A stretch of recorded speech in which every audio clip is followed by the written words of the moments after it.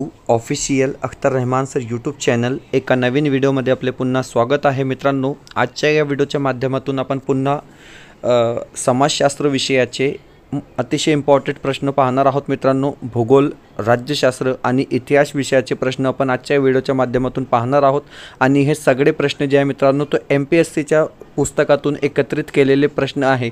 कारण TATच्या परीक्षेचे जे स्तर आहे मित्रांनो ते MPSCच्या परीक्षेसारखा आहे।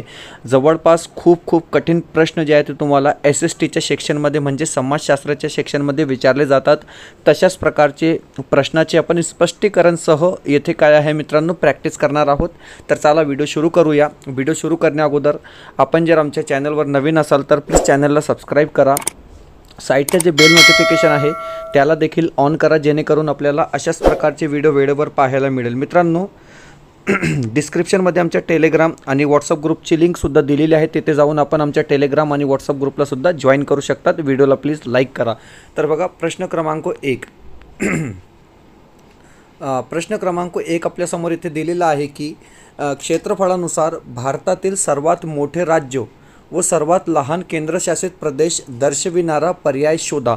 अतिशय इम्पॉर्टंट प्रश्न आहे मित्रांनो। 4 ऑप्शन दिलेले आहे, राजस्थान व अंदमान व निकोबार बेट, राजस्थान, लक्षद्वीप, राजस्थान किंवा दादर नगर हवेली आणि दीव दमन, राजस्थान किंवा पांडिचेरी। अशा प्रकारे आपल्याला प्रश्न विचारलेला आहे की क्षेत्रफळानुसार भारतातील सर्वात मोठे राज्य कोणते आपल्याला माहित आहे की क्षेत्रफळाच्या दृष्टीने सर्वात मोठे राज्य जे आहे ते राजस्थान असणार आहे। परंतु सर्वात लहान केंद्रशासित प्रदेश कोणता? तर हे बघा मित्रांनो, पर्याय क्रमांक 2 जे असेल ते आपला बरोबर उत्तर असणार आहे। कारण की सर्वात मोठे राज्य क्षेत्रफळाच्या दृष्टीने राजस्थान असणार आहे आणि क्षेत्रफळाच्या दृष्टीने सर्वात लहान केंद्रशासित प्रदेश म्हणजे लक्षद्वीप। ऑप्शन क्रमांक 2 जे असेल ते आपला योग्य उत्तर या ठिकाणी राहणार आहे। पुढचा प्रश्न आता हे बघा, प्रश्न क्रमांक 2 विचारलेला आहे की हा महाराष्ट्रातील क्षेत्रफळाने दुसऱ्या क्रमांकाचा जिल्हा आहे। पहिला आहे मित्रांनो अहमदनगर। येथे आपल्याला काय विचारलेलं आहे, दुसरा जिल्हा कोणता आहे क्षेत्रफळाच्या दृष्टीने महाराष्ट्रात सर्वात मोठा? तर हे बघा 4 ऑप्शन दिलेले आहे, नाशिक, अमरावती, पुणे किंवा यवतमाळ। तर हे बघा मित्रांनो अहमदनगर नंतर महाराष्ट्रातील क्षेत्रफळाच्या दृष्टीने जे सर्वात दुसरा क्रमांकाचा जिल्हा असणार आहे यवतमाळ। ऑप्शन क्रमांक 2 काय असेल आपला बरोबर उत्तर या ठिकाणी राहणार आहे। पर्याय क्रमांक 2 जे असेल ते आपला योग्य उत्तर या ठिकाणी असणार आहे। स्पष्टीकरण सुद्धा येथे दिलेलं आहे की महाराष्ट्रात सर्वात मोठा जिल्हा क्षेत्रफळानुसार अहमदनगर आहे, तर दुसऱ्या क्रमांकाचा जे जिल्हा आहे मित्रांनो यवतमाळ आहे। ओके, पाहूया पुढचा प्रश्न, प्रश्न क्रमांक 3। आता हे बघा प्रश्न क्रमांक 3 येथे विचारलेला आहे की तुम्ही पाहू शकतात प्रश्न क्रमांक 3 येथे दिलेला आहे की बंगालमध्ये डॅश डॅश हा फाळणीचा दिवस राष्ट्रीय शोक दिवस म्हणून पाळण्यात आला। 4 ऑप्शन दिलेले आहे, 16 ऑक्टोबर, 7 एप्रिल, 13 एप्रिल किंवा 9 एप्रिल। अशा प्रकारे आपल्याला काय आहे मित्रांनो 4 ऑप्शन या ठिकाणी दिलेले आहे। आणि हे बघा 16 ऑक्टोबर 1905 हा दिवस जे आहे ते राष्ट्रीय शोक दिवस म्हणून साजरा केला जातो। कुठे? बंगालमध्ये। ऑप्शन क्रमांक 1 जे असेल ते आपलं योग्य उत्तर असणार आहे मित्रांनो। स्पष्टीकरण सुद्धा येथे दिलेलं आहे, तुम्ही पाहू शकतात। स्पष्टीकरण सुद्धा येथे दिलेलं आहे की 1905 मध्ये लॉर्ड कर्जन यांनी बंगालची फाळणी केली। आता प्रश्न असा तयार होणार मित्रांनो की बंगालची फाळणी कोणी केली? तर लॉर्ड कर्जन यांनी केली। कधी केली? तर 16 ऑक्टोबर 1905 या साली केली। ऑप्शन क्रमांक 1 जे असेल ते आपलं बरोबर उत्तर असणार आहे। आणि या फाळणीच्या दिवशी म्हणजे 16 ऑक्टोबर 1905 रोजी संपूर्ण देशभर राष्ट्रीय शोक दिन म्हणून पाळण्यात येतो। तर हे बघा मित्रांनो संपूर्ण देशभर, फक्त बंगालमध्ये नाही तर संपूर्ण देशभर काय आहे राष्ट्रीय शोक दिन म्हणून पाळण्यात आला आहे 16 ऑक्टोबर 1905। पुढचा प्रश्न म्हणजे प्रश्न क्रमांक 4। आता प्रश्न क्रमांक 4 आपल्याला येथे दिलेला आहे की हे तुम्ही पाहू शकतात। प्रश्न क्रमांक 4 विचारलेला आहे की संस्कृतवाणी देव केली तरी प्राकृत काय चोरापासून झाली असे अभंगातून मराठी भाषेबद्दल संस्कृत पंडितांना कोणत्या मराठी संतांनी ठणकावून विचारले? अतिशय इम्पॉर्टंट प्रश्न आहे आणि 4 ऑप्शन दिलेले आहे मित्रांनो। हे बघा संत ज्ञानेश्वर, संत एकनाथ, संत तुकाराम आणि संत नामदेव। तर हे बघा हे जे वाक्य असणार आहे मित्रांनो ते संत एकनाथ यांचे आहे, म्हणजे पर्याय क्रमांक 2 काय असेल आपला बरोबर उत्तर असणार आहे पर्याय क्रमांक 2 जे असेल ते आपला योग्य उत्तर या ठिकाणी राहणार आहे. पुढचा प्रश्न प्रश्न क्रमांक 5. आता प्रश्न क्रमांक 5 या ठिकाणी दिलेला आहे की खालीलपैकी अयोग्य जोडी ओळखा. हे बघा मित्रांनो, येथे आपल्याला 4 जोड्या देण्यात आलेली आहे आणि त्यापैकी अयोग्य जोडी ओळखा असा प्रश्न आपल्याला येथे विचारण्यात आलेला आहे.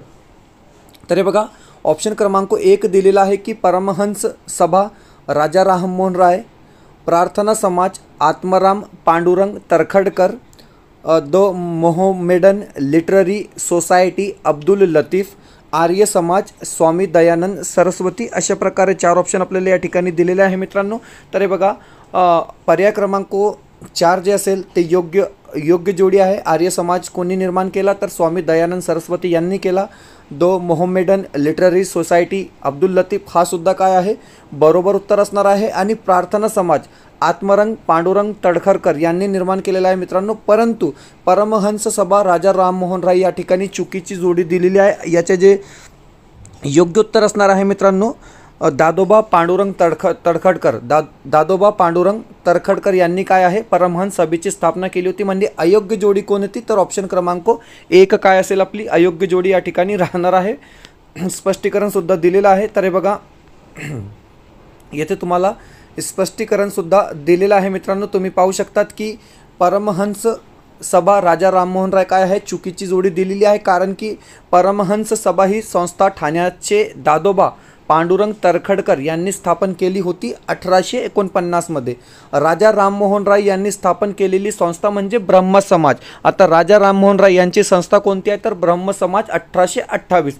ओके, बाकी जोड्या ज्या आहे मित्रांनो ते योग्य जोड्या असणार आहे. जसे की Prarthana Samaj Atmaram Pandurang Tarkhadkar, the Mohammedan Literary Society Abdul Latif आणि आर्य समाज म्हणजे स्वामी दयानंद सरस्वती. पाहूया पुढचा प्रश्न. प्रश्न क्रमांक 6. प्रश्न क्रमांक 6 दिलेला आहे की अयोग्य जोडी ओळखा. आता पुन्हा तेच टाईपचा प्रश्न या ठिकाणी सुद्धा दिलेला आहे मित्रांनो. अतिशय इम्पॉर्टंट प्रश्न आपण या ठिकाणी पाहत आहोत. MPSCच्या पुस्तकामधून आपण हे प्रश्न या ठिकाणी काय आहे मित्रांनो घेतलेले आहोत. तर हे बघा, आशिया प्रेरी म्हणजे गवताळ प्रदेश आणि खंड या ठिकाणी त्यांची जोडी दिलेली आहे. आपल्याला अयोग्य जोडी ओळखायची आहे. ओके, आशिया prairie, Australia downs, Africa veld, दक्षिण अमेरिका पंपास. तर हे बघा मित्रांनो, या ठिकाणी दक्षिण अमेरिका पंपास योग्य जोडी असणार आहे. आफ्रिका वेल्ड हे सुद्धा काय आहे योग्य जोडी असणार आहे. आणि ऑस्ट्रेलिया डाउन्स हे सुद्धा काय आहे बरोबर आहे. परंतु येथे जी चुकीची जोडी दिलेली आहे अयोग्य जोडी दिलेली आहे मित्रांनो पर्याय क्रमांक 1 आशिया प्रेरी.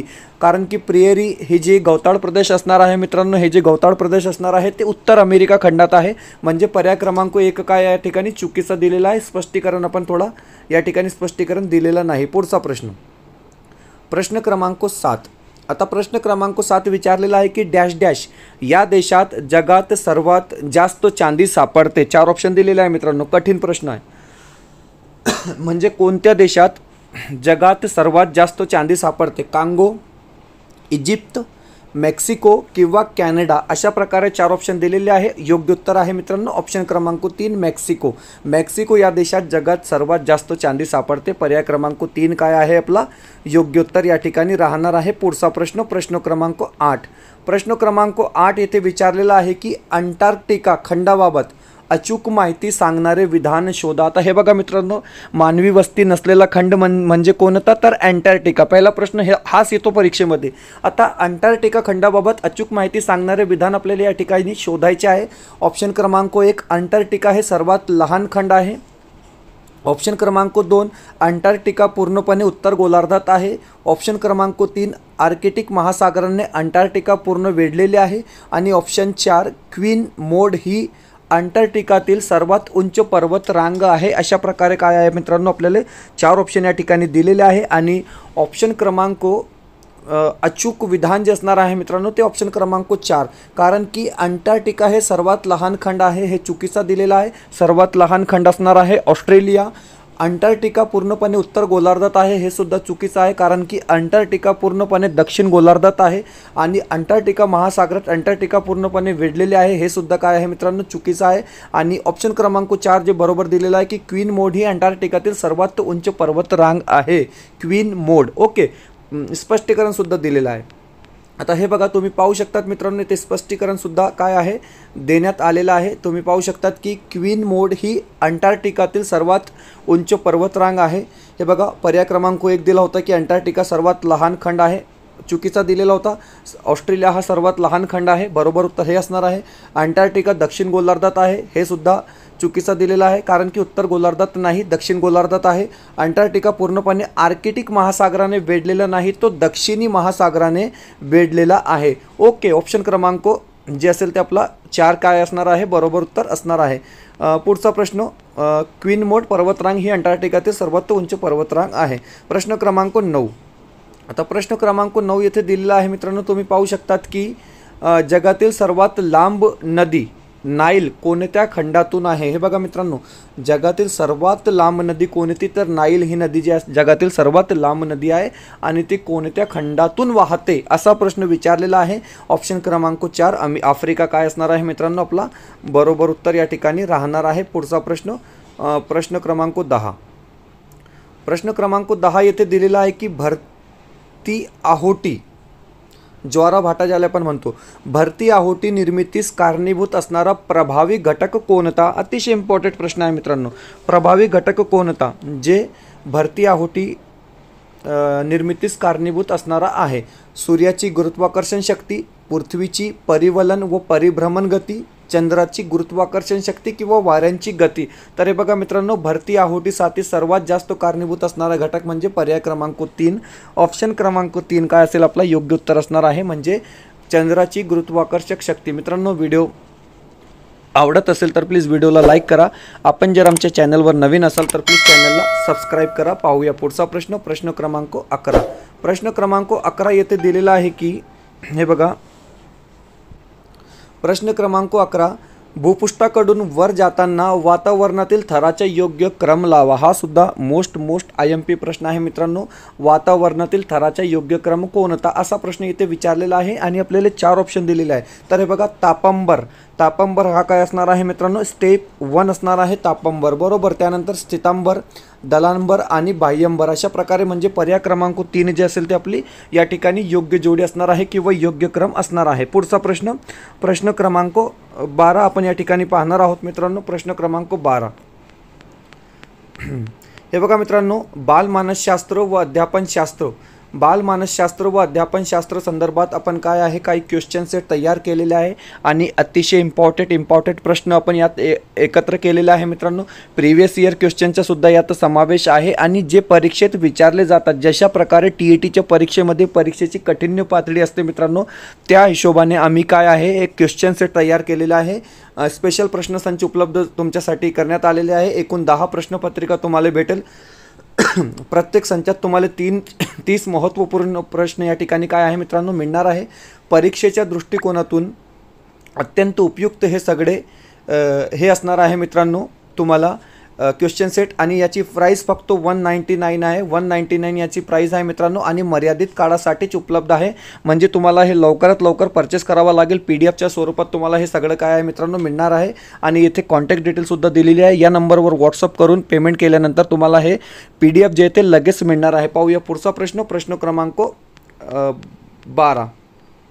आता प्रश्न क्रमांक 12 या ठिकाणी आपण पाहत आहोत. हे बघा मित्रांनो, प्रश्न क्रमांक 12.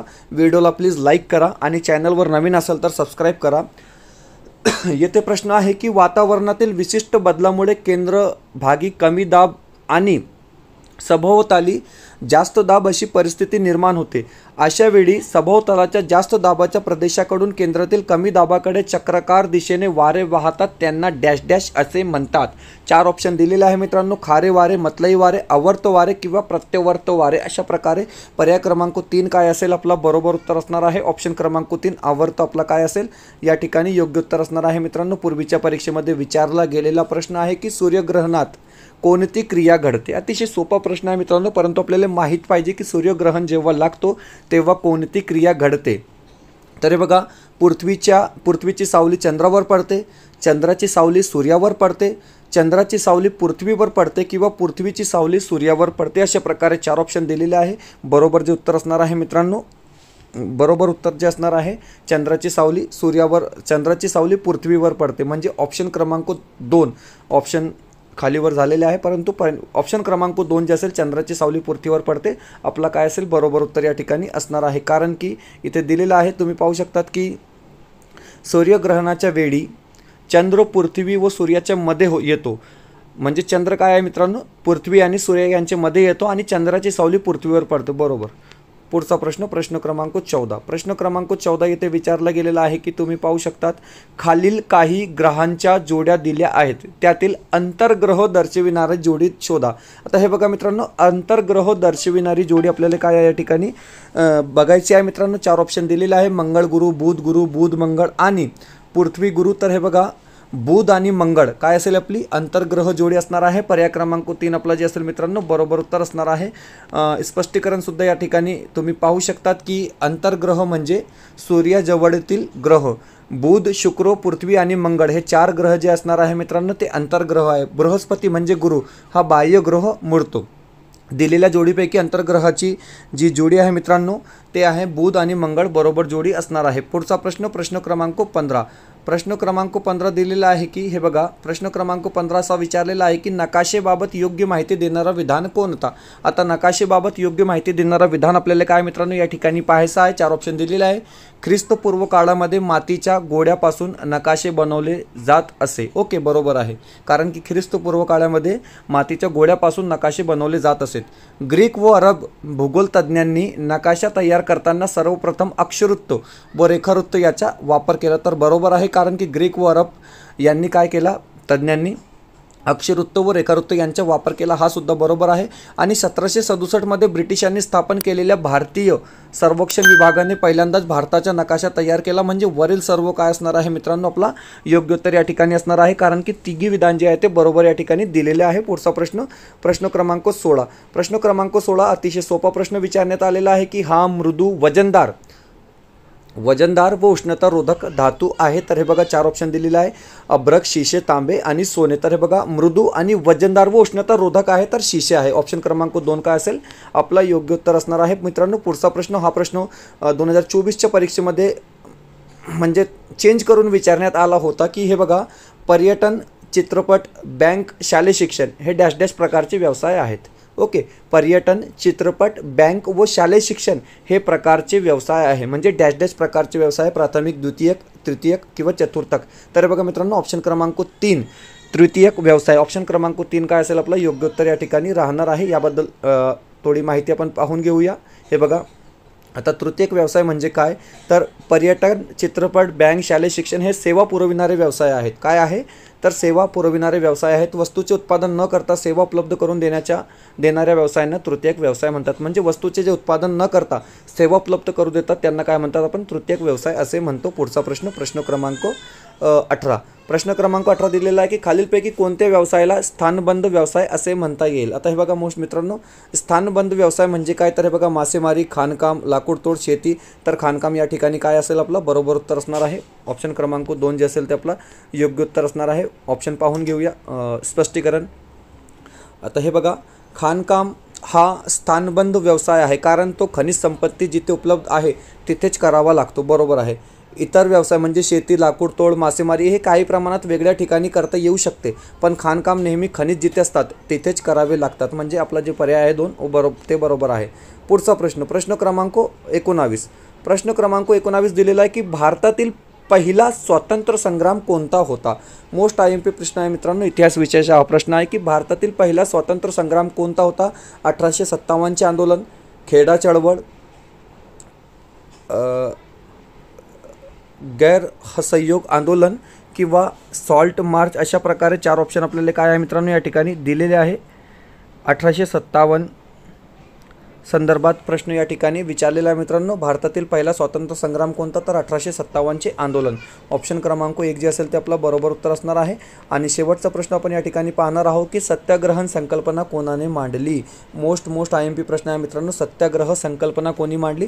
4 ऑप्शन दिलेले आहे, जवाहरलाल नेहरू, महात्मा गांधी, बाल गंगाधर टिळक किंवा सुभाषचंद्र बोस. तर महात्मा गांधी काय असेल मित्रांनो आपला या ठिकाणी बरोबर उत्तर असणार आहे. तर अतिशय इम्पॉर्टंट 20 प्रश्न आपण आजच्या या व्हिडिओच्या माध्यमातून पाहिले आहोत मित्रांनो. दोस्तो अगर आप हमारे हिंदी के नोट्स खरीदना चाहते हैं या क्वेश्चन सेट खरीदना चाहते हैं तो आपको डिस्क्रिप्शन में जो कॉन्टैक्ट डिटेल दी गई है दोस्तों, आप वहां से जाकर हिंदी के पेपर 1 और पेपर 2 के लिए क्वेश्चन सेट भी परचेस कर सकते हैं। साथ ही साथ आप जो है हमारी हिंदी की बहुत इंपॉर्टेंट और शॉर्ट्स नोट्स वो भी परचेस कर सकते हैं दोस्तों, जिसमें से सीधे सीधे आपको एग्जाम में क्वेश्चन देखने के लिए मिलेंगे और आप 25 नंबर तक क्या है हमारी नोट्स पढ़कर या हमारे क्वेश्चन सेट हल कर दोस्तों आप हिंदी के विषय में ले सकते हैं। इसके हम आपको गारंटी देते हैं। वीडियो बेहतर लगा तो प्लीज़ लाइक कीजिए, चैनल पे नए हो दोस्तों तो प्लीज़ चैनल को सब्सक्राइब कीजिए। मिलते हैं नए वीडियो में बेहतर अपडेट के साथ।